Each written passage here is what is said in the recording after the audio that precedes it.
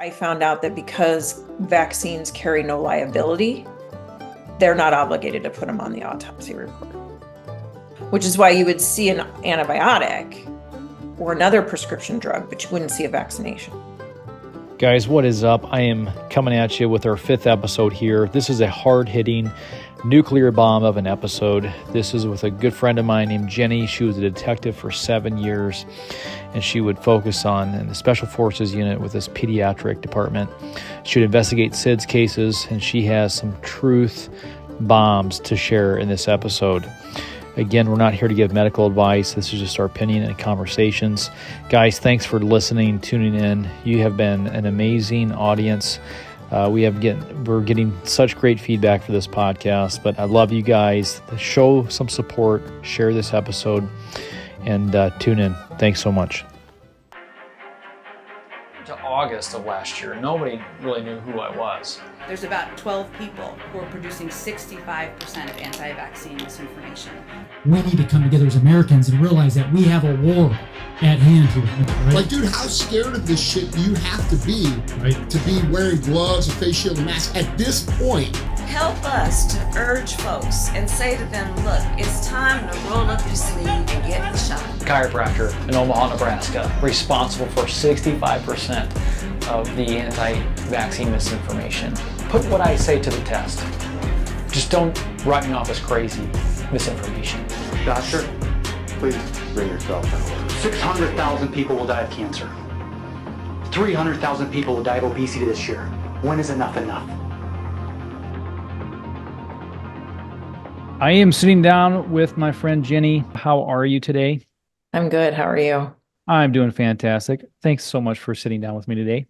Absolutely. Jenny, I just want the people to hear your story, your testimonial, and just kind of what you've been through. Also your thoughts. Obviously, you've been a friend of mine for a long time, and I just have so much respect for you. And you know, you were one of the first real people that I thought, I need to hear this lady's story and get this lady's story out to the people. And so that's why we're sitting down together. But I just wanted to know how you're doing. Tell me what's new with you right now. Just trying to survive the Nebraska heat. I don't know about you. Yeah, I actually am going to the pool after this. So I'm going to, we have a pool pass. And so we're going to go swimming. And my chest hasn't seen sunlight for a long time. So I'm going to be, I'm living the dad life right now. So it's good. So Jenny, how many kids do you have? 6. 6 kids. Wow. And you know, we're going to have 5, right? We're soon to have, yes. We're trying to keep up. Yeah. We're trying to keep up with you. So good. Yes. The more the merrier. Right. When's that 5th baby coming? December. Oh, you got a little bit to go then. Yeah. Did you ever do a home birth? No, that's my biggest regret. I've done birth center births, and I've had midwives, but I didn't, you know, I don't know why I didn't know that it was a thing with my older boys. My oldest just turned 20. I learned, you know, just like everybody else, that we were programmed to think one way, and there was all different ways we could have chosen, but we don't know we have those choices until we start researching for ourselves. So right. I would say that's my biggest regret. So if you were to do it again, you would definitely do a home birth? I would never set foot in the hospital again. Yeah. Seriously. Unless it was for trauma, like I needed my life saved. Right. And that's what they are experts of crisis care, right? But I feel like when we go back to the way God created it, I think home births have such a special, they're so intimate, and just really, I think that's the way God created it to be. Yeah. Did you do a C-section in the hospitals at all? Never. No, good. Because I know that the stats right now, I think, are 40%. Oof. Roughly 40% of women that go into the hospital that have in labor have a C-section. And that's kind of what one of the topics I want to talk to you about, just kind of your history and your testimonial, and kind of how you got into this more of a natural mindset. Would you consider yourself more natural minded than most? I I think you would move the needle beyond natural to what most would categorize as crazy, but I think is normal. So That's why we're sitting down, Jenny. That's why we're sitting down having this Yeah. conversation, because I just Yeah. love you and I love your heart and I just kind of love your boldness and just we're very much like-minded. I always say you're a sister from another mister. Absolutely. And you were just give us a little bit of a history too, like how you got into this realm of thinking and what got you there. Um, well, I mean, like I was a sheep, like, I mean, I wouldn't say it was a total sheep. I had parents who really did raise me to question everything. But they were older and from a generation where doctors were still about root causes and healing people. And so I think, my mom was always like more natural. She was actually a nurse for a short time before she married my dad. And but I had my shots, my mom took me to the doctor every year. If I got a fever, I was at the doctor's office, and I have had a lot of antibiotics in my life. I'm glad that I was born before. I'm pretty old, so I didn't get the 1986 vaccine schedule. So, we could have counted mine on one hand. It's a little bit different story now. But our meals were always home cooked. My mom never bought junk food. I'd see all the other kids eating Ho-Hos and Twinkies at school, and I'd beg her to buy them. And she, no, we're not, that stuff isn't coming in my house. So, I mean, I had a little bit of a natural bend my whole life. Whole foods have always been a thing in our family. So, but we still believed that doctors knew about health and that they were about healing. And that was kind of where I think we were misled, because things really started to change. I would say probably around the 1940s or 50s, when, doctors stopped having their own practices and went under like, a hospital system, or I would have to look, because I don't know historically when that happened, but I definitely think there's a difference between a private practice, small town physician, Mhm. and somebody who's under, one of these big medical industrial complex corporations like CHI, or, I don't know what they are in other states. But but what really opened my eyes and got me down the rabbit hole, because, even into my early 20s, before I was married or a mother, I thought, you got a cold, you went and got cold medicine. You had an infection, you went and got antibiotics. I believed all those things.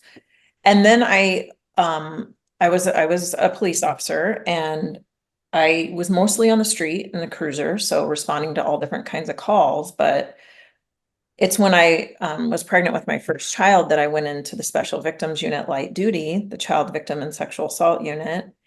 And it was also around that same time I met my first chiropractor, because I had already been going to a chiropractor because I had hurt my back Mhm. and went for those reasons. And I'm like, okay, I'm going to go to this guy, I'm going to get better.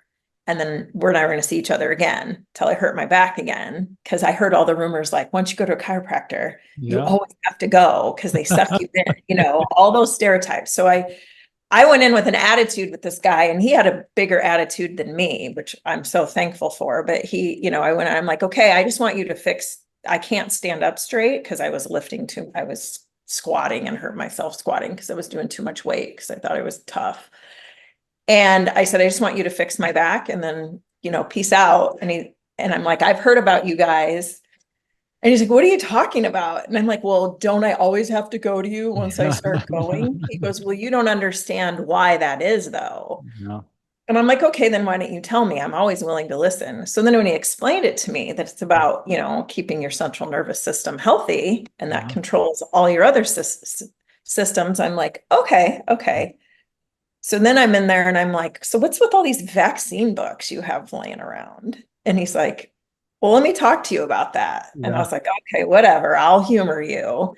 And so that was really before I was even pregnant. And then, I continued going to him. I really liked him. And when I was pregnant with my first son, he's like, I really need to talk to you about vaccines before you have that baby. And I'm like, okay, whatever. And then at the same time, I go into the child victim unit. And he's like, well, vaccines can cause SIDS and they can cause chronic illness and allergies and asthma. I'm like, really? I thought that, what are you talking about? They're supposed to prevent disease. What happens if my kid gets measles and he dies? Right. All the same fears that we've all been programmed to believe. He just, I mean, I could sit here for hours, but basically he opened my eyes. He gave me books, told me about the history of disease. And so I was like, oh, okay. So then as I'm working in this unit, my unit was, the child victim sexual assault unit handled all child abuse and neglect cases and all child deaths. And then we handled all adult sexual abuse cases. So I mean, really happy place. I want to stop you right there. First of all, Okay. I'll go back to the chiropractor quick, because Yeah. going to the chiropractor and that whole, I wanted to just address that ideology, because I hear that as a chiropractor. I hear that so many times. Once you go, you always have to go. It's a lot like if we want to be healthy and you want to stay in shape, it's like, well, we must exercise. Once you exercise, you should always exercise. If you want to, eating healthy, you should always eat healthy, right? Chiropractic is part of a healthy lifestyle. And so I'm very thankful that your chiropractor had a big personality. I love that he planted seeds, and it's really the out of the box thinking process that is, and out of this commercialized healthcare system that you saw, and you had this, kind of this revelation in the chiropractic office that we've been maybe deceived or lied to. And we are, I feel like, lied to and deceived more now than ever before. And I think the Corona baloney really kind of exposed that, and it created this soil for truth to be rich. And it really brought, this burden to, how do you say it, not to be so heavy, because it's now carried by more now than ever before, because carrying this weight of the truth of the vaccine corruption and everything else is a heavy burden, as you know full well. And so that's the one good thing about this. So going back to your story, you were in the special victims, special Victims unit, child victim sexual assault, CVSA is what we called it. Yeah. So what does that entail? So, investigating all child abuse and neglect, all child sexual abuse, and all adult sexual assault and abuse. Okay. And anytime a child dies, you have to have the police look into it. I mean, unless the kid is like in the hospital on hospice from cancer, and it's pretty obvious why the kid died. But anytime a child would die in the home, or like a surprise, kid just codes in the middle of the mall, the police would always have to do a report, and just to make sure to rule out foul play, because children don't just up and die, right? So the one thing that really was a red flag for me, that I started paying attention and started going down these rabbit holes, was SIDS cases. Now I always believed SIDS was, when a baby dies and there's no explanation, right? That's what we've all been led to believe. That's what you walk down the street and you ask a person what they think SIDS is. That's what they're going to tell you, right? That it's when there's no explanation for a death. So sudden infant death syndrome. So people just say there's no symptom, right? Yeah, right. Yep. Okay. So the first thing that blew my mind was that there was always a symptom on the autopsy report, like always. I'm like, okay, I thought SIDS was no symptom. Well, it's when there's a symptom, but we don't really know what caused the symptom. And I'm like, what? That doesn't make sense. Mm-hmm. So what were some of the symptoms that I would see? Petechia, non-trauma. Petechia is like broken blood vessels. Okay. So petechia in the brain, petechia in the lungs, which would indicate like, asphyxiation of some sort or whatever. Right. Because we would see petechia a lot in our shaken babies, but you can tell the difference when there's trauma and there's no trauma. Mm-hmm. Don't ask me how, I'm not a medical examiner, but, I just remember the terms non-trauma petechia, things like that. And so I'm like, okay, well, that's obviously a symptom, or brain bleeds, like more significant brain bleeds, but then it would be SIDS. And I'm like, okay, so how does a baby just get a brain bleed if they weren't knocked upside the head or shaken? Mhm. And so I just like started looking at how we would investigate and the questions that we would ask, and then what would end up on the autopsy report. And so if anybody's ever seen like that show, The First 48, that you go to the crime scene and then you go backwards 48, you document everything from the moment of death backwards. The first 48 hours are the most crucial in when you're going to determine, the cause of a crime or a death or whatever. So the police officers would go to the house, they'd be at the hospital, they'd talk to, any family was involved, they'd create a timeline, like who was the baby with? What was the baby doing? Did the baby have lotion put on? Does the baby have powder? Was the baby on any medicine? Was there any signs of sickness? No stone unturned is what I like to say.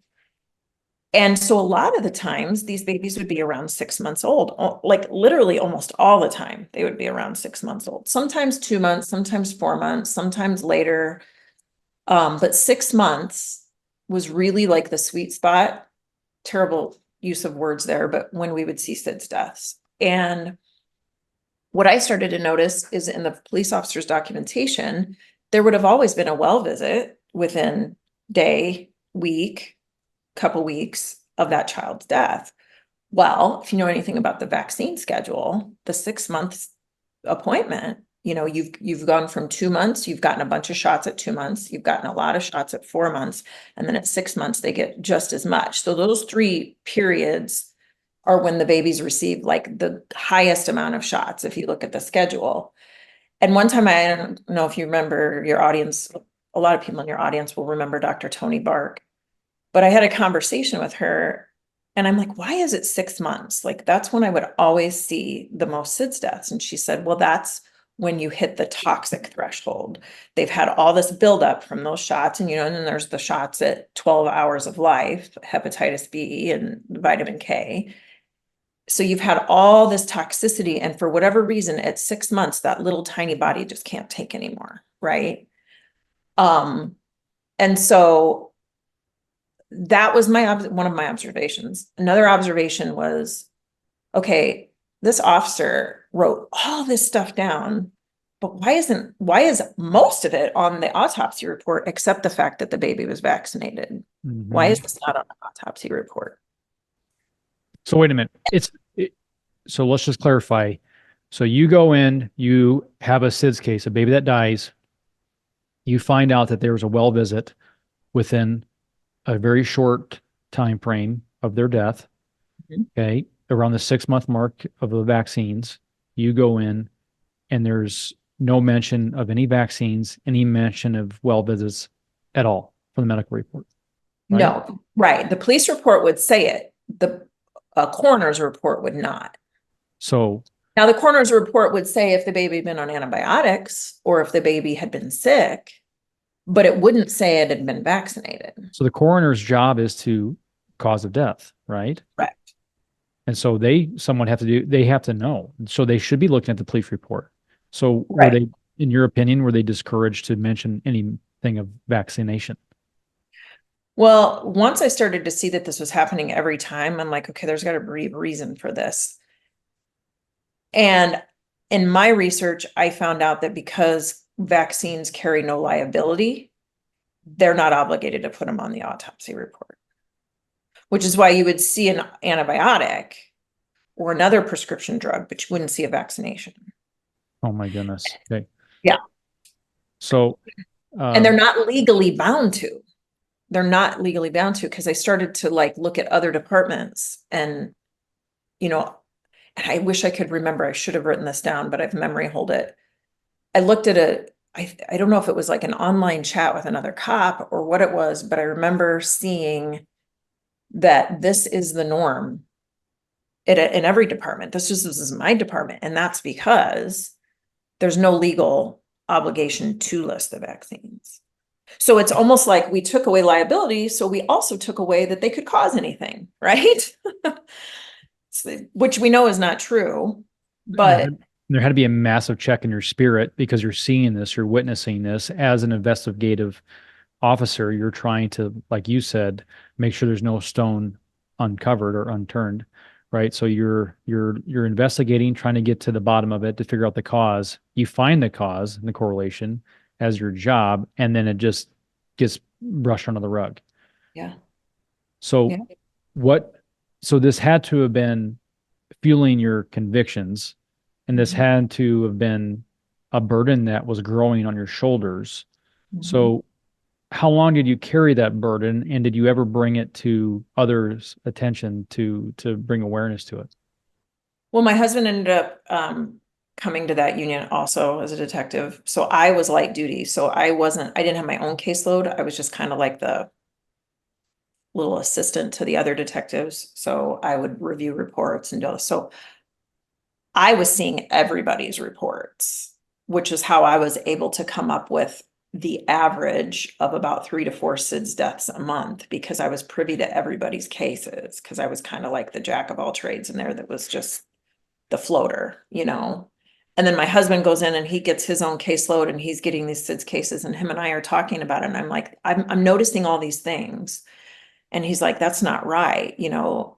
And I will say, if those seeds hadn't already been planted by my chiropractor that vaccines are a problem, I probably wouldn't even noticed. And so I praise God for that. I'm just so glad that he put him in my life at that time. And so, you know, I'm pointing out to my husband and he's like, oh, this can't be right, right? This can't be right. We've taken these our whole life, you know, they've saved the world from disease. You know, and so we're both just like, so I started mentioning it to the other detectives because of course I'm pregnant. And I'm like, guys, this is like concerning to me. Like, I don't even know if I want to vaccinate my kid because, you know, they say vaccine or SIDS deaths are rare, but I would say in a city our size, 4 babies a month is not rare. That's kind of a lot. We're not New York City. We're not LA, you know? Right. And so, and they were like, yeah, that is kind of weird, isn't it? But, you know, at the end of the day, I think vaccines do more harm. I mean, people are so programmed. Like you can put, and no disrespect to my colleagues at all. They were all wonderful officers who did a beautiful job saving children from this insane world. But like I tried to open eyes, and I think people are just comfortably numb and not knowing the truth, you know? Right. Um, It's like cognitive dissonance that is a real thing. You know, people, like you said, we're so indoctrinated into this belief system that it is a belief system. It's almost like a religion. You know, people have been so heavily almost groomed into thinking that these vaccines are the savior of the world. And really, we have to unlearn what we've learned. And, you know, there's a quote by Mark Twain that states, you know, it's not what you don't know that gets you in trouble. It's what you believe to be true that just ain't so. And we are in that time right now where people are really, I mean, there's such this stigma, or like Satan has blinded the people in this whole thing. And what we saw during COVID too is all this virtue signaling. Get your vaccine. It's for the greater good. It's the right thing to do. You're going to protect and save others. And we're told that these vaccines have saved lives. And so knowing what you know now, I mean, would you say there is a safe vaccine? I know what I would say to this, but what would you say? None. There is no safe vaccine. Right. And so, you know, that's a hard pill for some people to swallow, and that's maybe hard to wrap your mind around it. But I was never vaccinated. I never vaccinated my kids. You know, thankfully my dad was a chiropractor.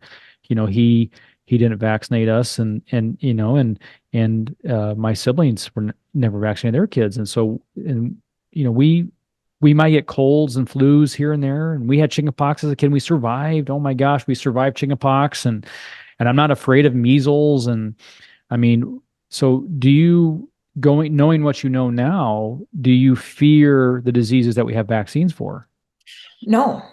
And I went through it. Like, I see in these groups and stuff, these new mamas starting out and they're like, gosh, I really don't like the vaccine, but I'm really worried about what if they do get measles? How do I live with myself?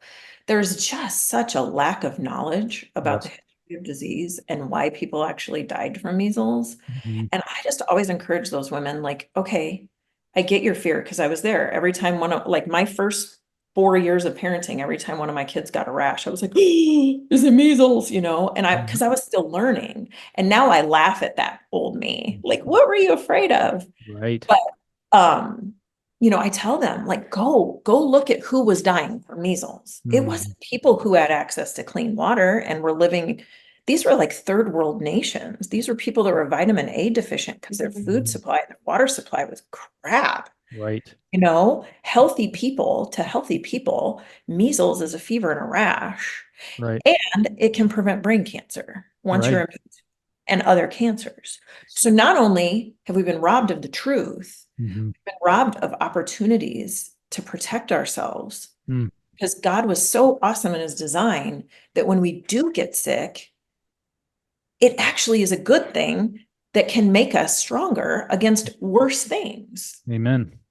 And when I heard that about measles and mumps and what those prevent if you have them naturally, I mean, we should all be really furious. We should be furious of all the things we've been robbed of because of,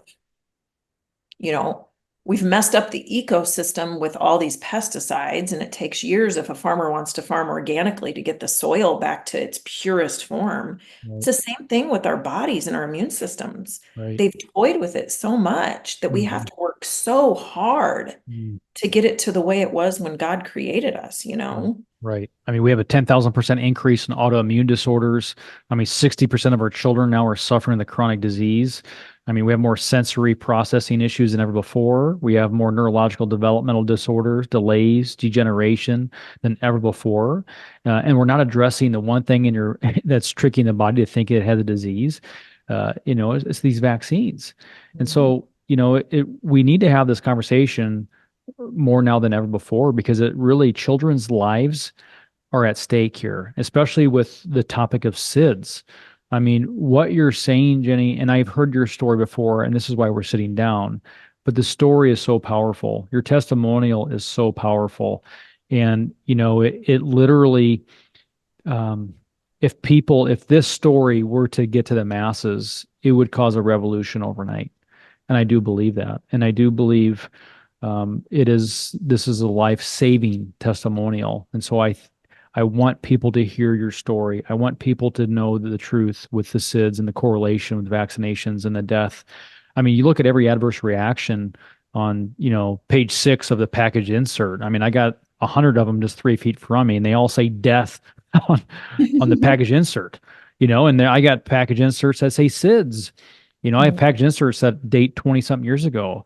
And the package inserts now are getting more and more vague.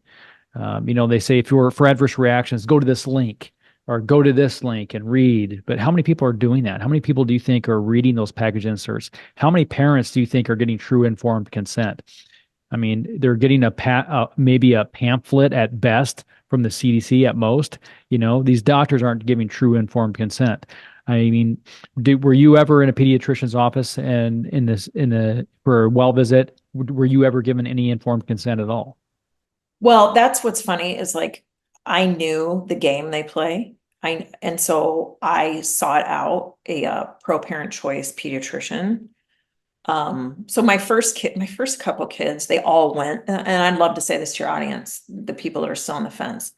You don't need to go to the doctor at 2, 4, 6, 9, 12 months. Like, right. These were only created to be vaccine appointments. If you have a healthy baby and you don't intend on injecting them with any poison, there's no reason to go to the doctor. But I was under this programming still, even though I knew I wasn't vaccinating, that I needed to go to the doctor. And do I believe that you should have a physician to establish a relationship with in the event you need trauma care or some other? Absolutely. And I do recommend that.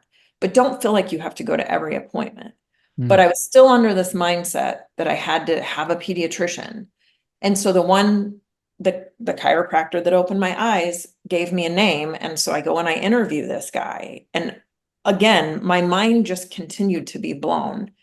Every, layer deeper I got into this rabbit hole. I go to this pediatrician, my husband and I say, look, I don't want to vaccinate my kids. And I hear that you will respect that. And let me tell you why. And I told him what I was seeing.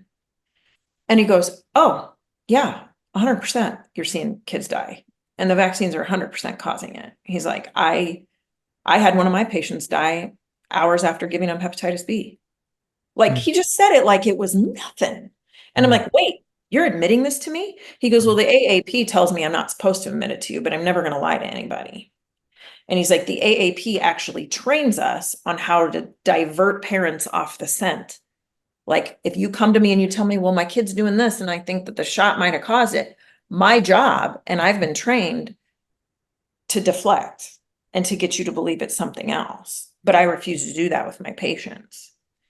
And he's like, do I think that vaccines cause death? Yes. Do I think vaccines have some benefit? Yes. Do I think parents have a right to choose them? Yes. He goes, but I will tell you this, there is not 100% guarantee of immunity. I would say most of the time you can achieve between 40 and 60% immunity on vaccines, and that wanes. He goes, so it doesn't last. It's not lifetime immunity. He goes, you get a measles shot, there's a 50 to 60% chance you're immune to a measles, but that's only going to last about 8 years. He's like, you get the real thing and you're going to have lifetime immunity. 100%. So he's admitting all this to me, right? And I'm like, I wanted to say, so why are you still doing it? Right. But you know, I just needed him in my back pocket, right? In case something bad happened to one of my kids, and bad things have happened. They've had stitches, they've broken things, and I have used Western medicine. This isn't me telling people that Western medicine is the great Satan and you should avoid it at all costs. If you need emergency medical care, don't go to Facebook. Right. Don't try to use an essential oil on a broken arm. Go to the doctor. I'm not that crazy, you know, but understand it has its place, and its place should have if you raise your children on a clean diet, you breastfeed them as long as you can, you give them raw sunlight, feed them a whole foods diet, get toxins out of your home, you really should only need to see your doctor a handful of times their entire childhood. 100%. Honestly. 100%. Especially, you know, I love that. I mean, these well visits have nothing to do with wellness. I mean, these vaccines, they're perverting the wellness and prevention paradigm. You know, really, it's like, you know, we need to educate these mamas on breastfeeding, the importance of breastfeeding, and not to fear the diseases that we have vaccines for. You know, one of my great mentors always said that fear is the fire that fuels the furnace of disease. And I love that you touch on measles and its correlation in preventing cancers, because even the number one brain cancer in children is a glioma. It's from the glioma family of cancers, and chickenpox is part of that glioma family. And look at the chickenpox. The correlation between the implementation of the chickenpox vaccine and these brain cancers. And the brain cancers are skyrocketing ever since the implementation of the chickenpox vaccine. They're like, yeah, we prevented chickenpox, which is a benign issue. Chickenpox, like whooping cough, is only an issue in the first few months of life. After that, it's a benign issue. It's not a fatal thing. We don't have to fear it. But again, chickenpox, if you have chickenpox naturally, you have a lifelong immunity to these types of glioma cancers. And so it's vitally important. We need to educate these mamas and these parents. So it's like, if you gave them informed consent and say, hey, would you like to have chickenpox, which is a benign issue, and have a lifelong immunity to these brain cancers, which is the number one brain cancer in children? I guarantee that most parents are going to say, yes, I would. I love that lifelong immunity. Or if you have this vaccine, you're going to increase your chances of having a glioma. And to me, it's like, well, then you flip the coin on that. These vaccines arguably are causing brain cancer in children because they're preventing that. And so it is concerning, and it is something that we need to have informed consent on. But I think there's more to your story, Jenny, and I want to get back on this topic of SIDS, because I just want to know more of this story, because there's so much to unpack here. And I just walk me through this scenario. Okay, so we go in, you are detective, you go in, you're seeing all these SIDS cases, you see the correlation here between the well visit with the vaccines, you see it, you put on the police report, the coroner does not acknowledge it, does not even recognize it. Now, what happens to the parents? Do they know that there's a correlation here? Do they even see the light here? I know that the doctors are deferring that over, but did you ever come across parents that maybe questioned it was the vaccine? Now, I didn't, because like I told you, I did not have my own caseload. So Okay. I wasn't doing the interviews. I was just kind of like in the shadows. But I think that there was a real effort to, and I wouldn't say on the part of the police, I wouldn't say that. But I think it's a concerted effort between the pharmaceutical industry and the government to make sure that they don't correlate it. So that's why it didn't go on the autopsy reports, because the parents all got to see their death reports, right?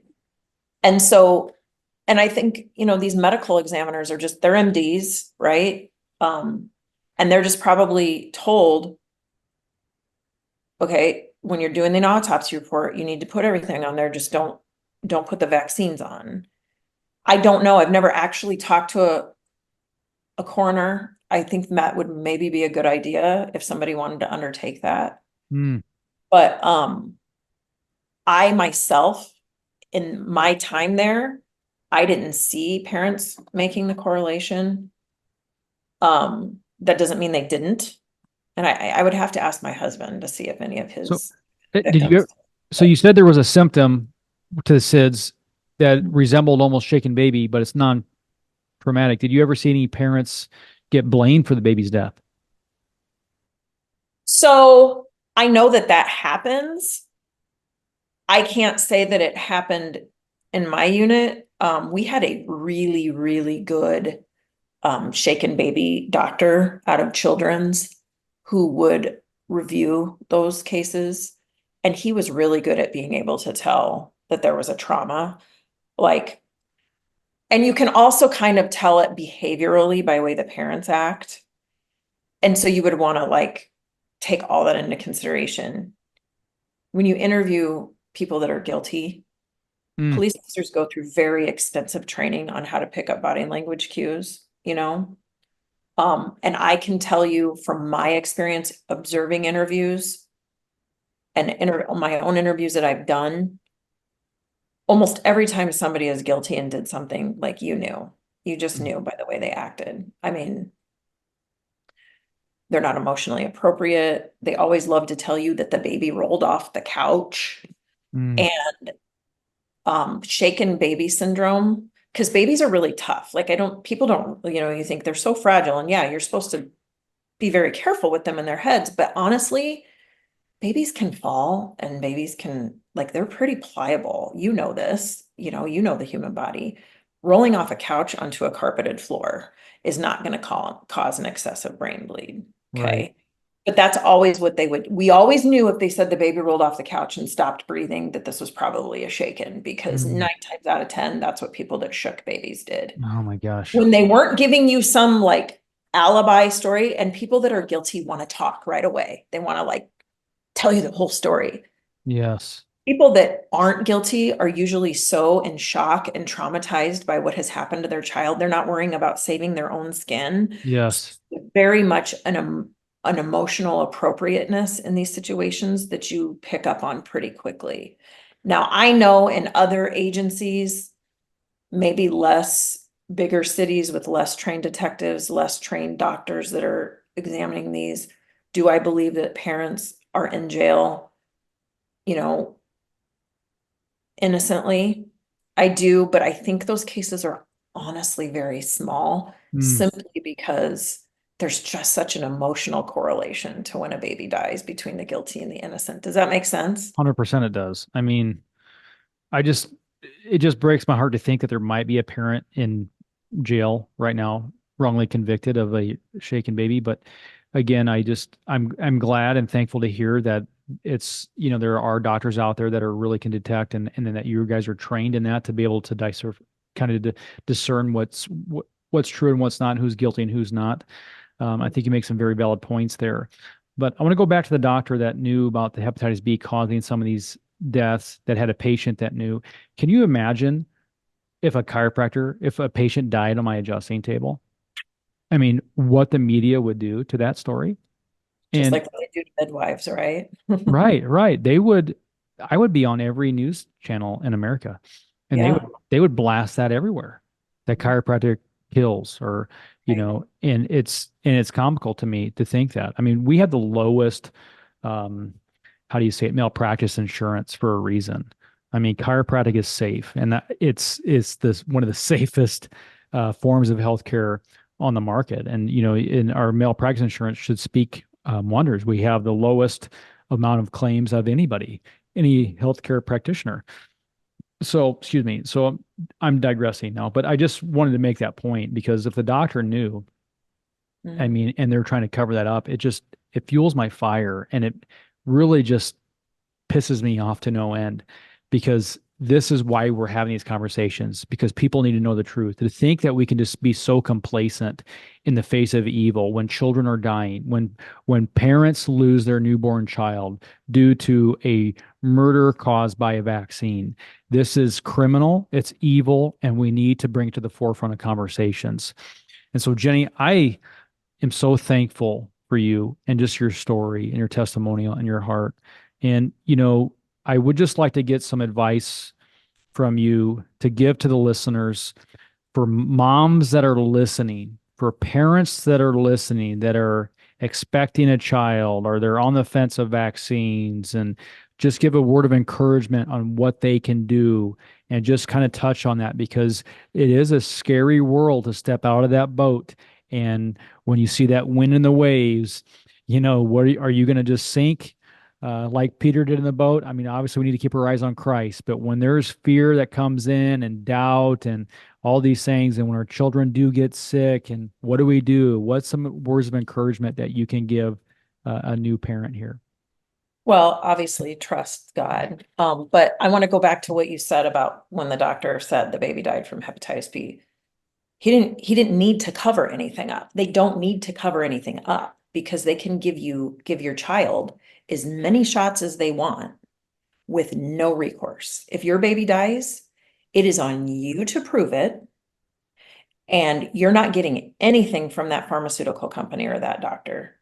The only money you're going to get is going to come from the American taxpayer here in America. I don't know what they do in other countries. Just think about that. Think about, like, I know a woman who, this is not related to childhood vaccines, but she took the COVID vaccine. She was a neighbor of mine, and she immediately started bruising all over her body. She couldn't get off the couch. I asked her what was going on. She goes, well, I just got diagnosed with 4 autoimmune disorders. One of them was idiopathic thrombocytopenia, which was what was causing the bruising and the issues with her blood. And I go, did you get the COVID jab? And she's like, I did. And I know that's what caused it. And I'm trying to get my doctor to recognize that that's what it was. And he was like, oh, no, because you had lab work like a month before that and you were totally healthy. So this was not the shot. And so just remember, you have to have a doctor sign off if you want to file a VAERS report, which is the Vaccine Adverse Event Reporting System that was created in 1986 when they took away all liability from vaccine manufacturers. The burden is on you. And if you pay a lawyer to prove that this is what has happened. Now, good luck finding a doctor who's going to agree with you, because they have to agree that they had a hand in your demise or your child's demise. And even though they're not going to be held liable for that, that's still a hard pill for them to swallow. And nobody wants to do that. So the fact that it is that hard, that what do they say? Only 10% of vaccine injury actually makes it to VAERS. And how much has VAERS paid out with why do I keep saying human? With the American taxpayer? Right.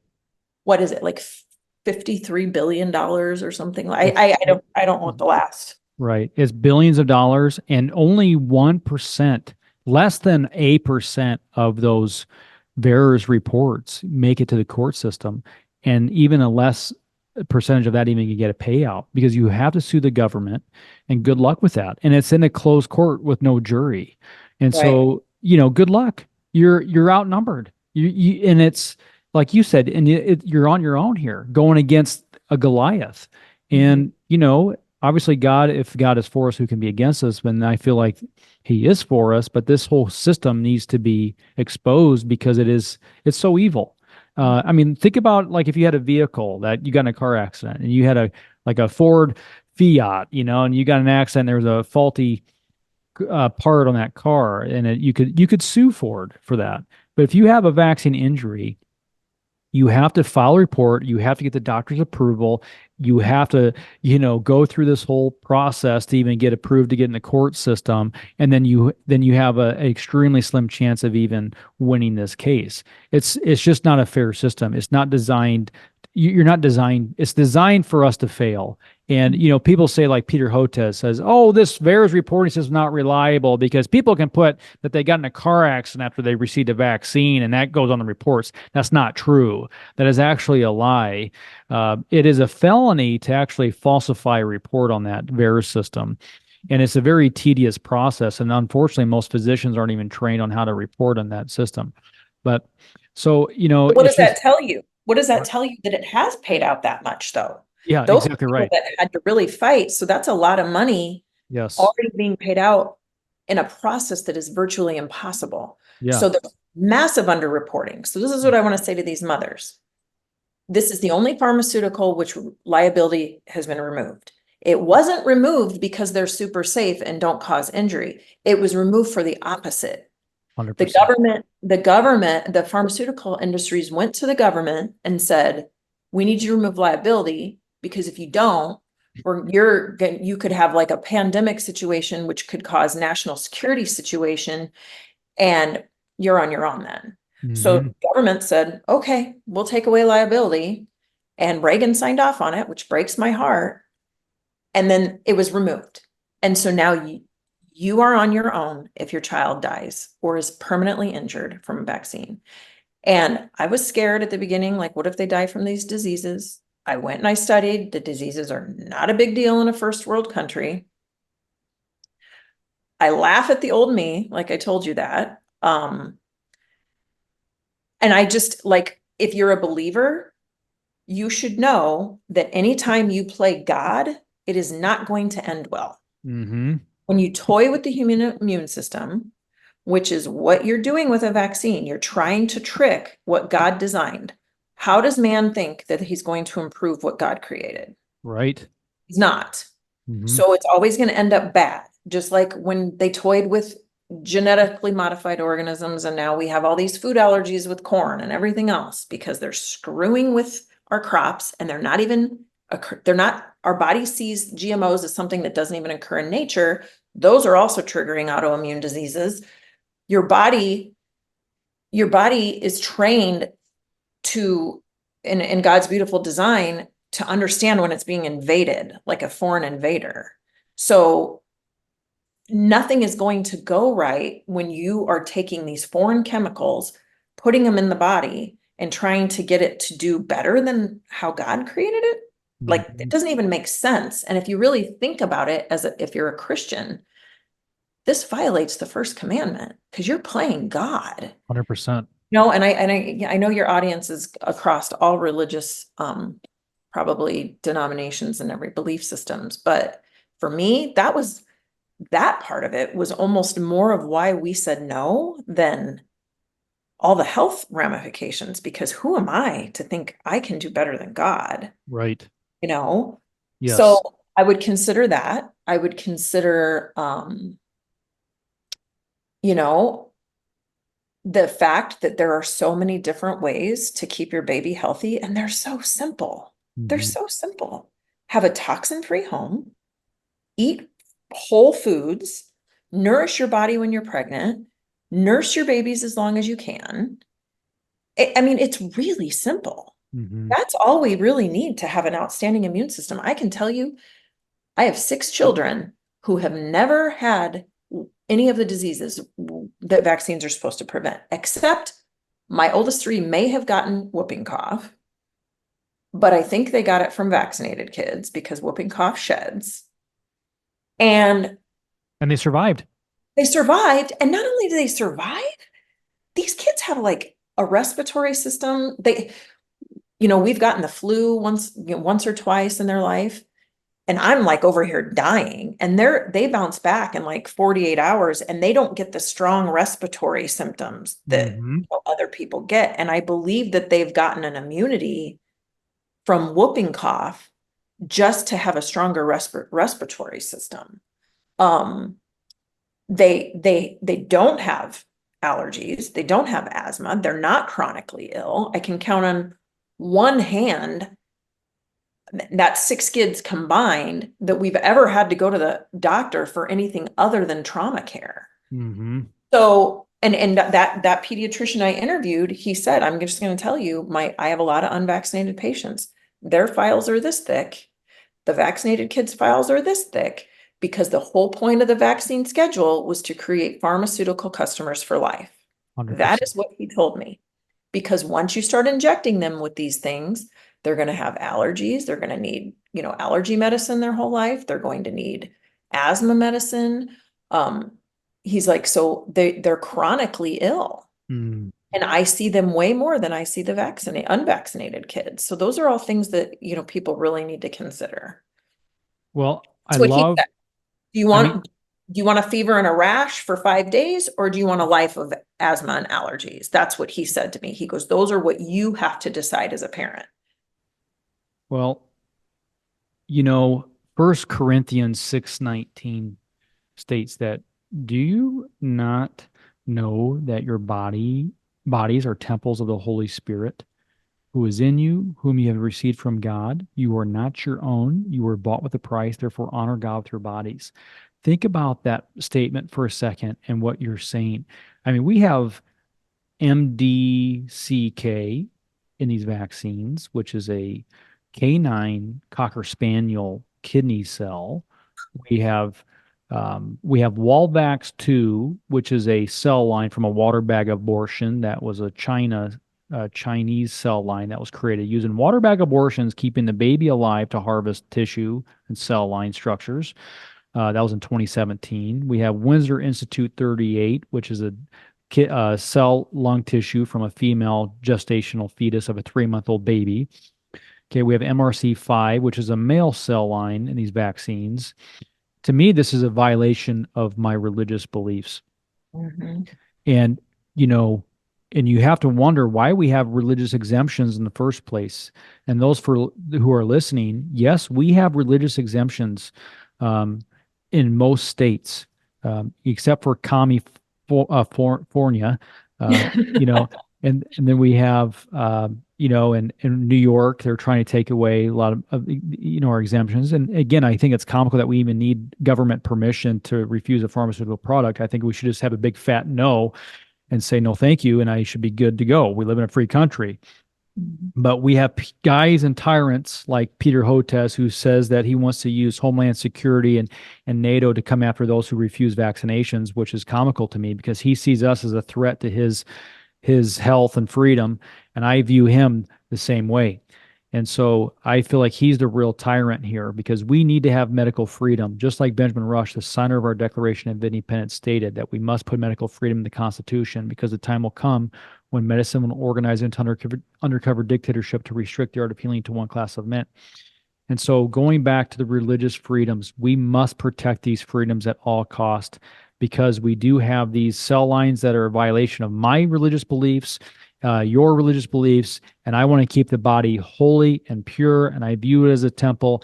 I don't want other species cell lines. We have canine, we have feline, we have, you name it, Monkeys. It's in it. Monkey cell lines. I think there's even a horse equine cell line. They're mixing all this garbage in the body, and it's going to cause autoimmune. It's going to cause problems. Absolutely. Why? Because they're playing God with our bodies. And now you see this mRNA technology causing more problems than ever before, and they're trying to tap into the genome, and it's really concerning. But Jenny, I love you and appreciate you so much. I'm just so thankful to be sitting down with you. I just asked you and you're like, let's do it. Let's go. And you were just so flexible and just eager to sit down with me. So I just am so thankful for you. Absolutely. And I just have a ton of respect for you. Thank you. I'm going to give you the last word. I don't know if you want to put a plug in for people to follow you, find you, or, you don't have to do that. But if you just want to have the last word, I'm going to give you the last minute here. Okay. Oh gosh, I don't even know some of my handles. So Yeah, that's all right. yeah. No, I mean, it just, do your research on your own. Don't listen to the powers that be. If anything, the last 4 years have taught us is that we have been lied to about virtually everything. Mm. And, you know, these people who told you to stay in your homes and you know, that because they cared about you, they don't care about you. They don't care about your kid. They care about the almighty dollar, and they care about control. And everything you need to be healthy is at your own fingertips. You don't need somebody with letters behind their name to tell you how to raise your child. And just remember, the vaccine schedule is not a medical creation. It is a government creation. And the medical world is only executing the government's plan. So if you think this is about, you know, a relationship between you and your doctor, it's really not. It's so much bigger than that. And you're going to be okay. You be your own advocate and use medicine when you need it. My recommendation is avoid it at all costs unless it's a trauma situation.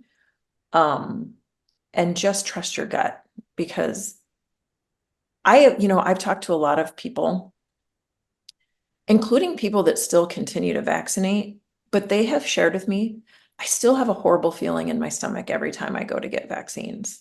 Like, I'm terrified not to do it, but I also feel absolutely horrendous when I do it. I think you would be hard pressed to find anybody who is excited about going to get their kids' shots, because let's face it, holding a child down and stabbing it is a very traumatic. I mean, even the act of the vaccines itself is very traumatic for those little bodies. So if your gut is telling you, I don't know if I like this, just please listen to it. You can never unvaccinate, but you can wait, and you can, I promise everybody listening to this right now, if you do the right research and you do it thoroughly, you will never allow a needle to touch your child. I promise you that. And I think that's probably where I'll end it, because I could talk for more. Yes, well said. I mean, that's the beauty of it. I mean, it's just like, once you vaccinate that child, you can't unvaccinate that child. So yes, do your research, do your homework. Well said. Again, stay out, when you research, dig deep. Just don't go to the CDC website. I mean, that is a vaccine industry. They are there to push vaccines. Don't just go to Google. Do your homework. There are some phenomenal resources out there. I mean, you can go to, there's so many websites, stopmandatoryvaccinations.org, nvic.org. There's some phenomenal books out there. Dissolving Illusions is a great book, a great read, and that's a good starting point. Well, Jenny, thank you so much for your wisdom, your time today. I pray that the Lord continues to bless you. And I just pray that you continue to be the light in the darkness, and keep fighting the good fight, and just keep being an awesome mom that you are. And so thank you so much, Jenny. And thank you. And thank you for all you do. Yes. Well, God bless you. We love you. And, me too. And thanks for listening. Those that are listening, please share this podcast and share this far and wide. Take care. God bless. To August of last year, nobody really knew who I was. There's about 12 people who are producing 65% of anti-vaccine misinformation. We need to come together as Americans and realize that we have a war at hand here. Right? Like, dude, how scared of this shit do you have to be to be wearing gloves, a face shield, and mask at this point? Help us to urge folks and say to them, look, it's time to roll up your sleeve and get the shot. Chiropractor in Omaha, Nebraska, responsible for 65% of the anti-vaccine misinformation. Put what I say to the test. Just don't write me off as crazy misinformation. Doctor, please bring yourself in order. 600,000 people will die of cancer. 300,000 people will die of obesity this year. When is enough enough?